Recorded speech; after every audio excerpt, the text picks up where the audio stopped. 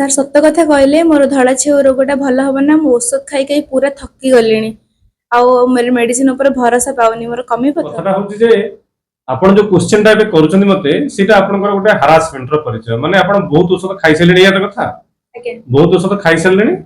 ବର୍ତ୍ତମାନ ଲାଗୁଛି ଯେ ଆଉ ଭଲ ହବନି ତଥାପି ଆପଣ ଗୋଟେ ଆଶା ନେଇ ମୋ ପାଖକୁ ଆସିଛନ୍ତି ଆଜ୍ଞା ଠିକ ଅଛି ମୁଁ ଖାଲି ଡାଉଟ ଆପଣଙ୍କର କ୍ଲିୟର କରିଦଉଛି ବାକି ଆପଣ ଜାଣନ୍ତୁ ଜିନିଷଟା କଣ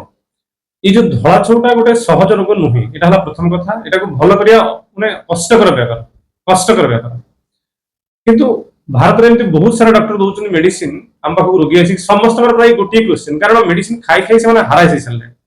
କିନ୍ତୁ ମୁଁ ଆପଣଙ୍କୁ ସେମିତି ବୁଝେଇବି ଆପଣ କଣ ବୁଝିବେ ଗୋଟିଏ ତାର ଉତ୍ତର ସେଟା ହଉଛି ଆପଣ ମେଡିସିନ ଷ୍ଟାର୍ଟ କଲା ପରେ ଯଦି କିଛି ଆରାମ ଆପଣଙ୍କୁ ମିଳିବ ଯଦି ଆପଣ ଦେଖିବେ ଯେ ମୋର ଯୋଉ ବଢି ଯାଉଛି ଆଉ ବଢିବା ବନ୍ଦ ହେଇଗଲା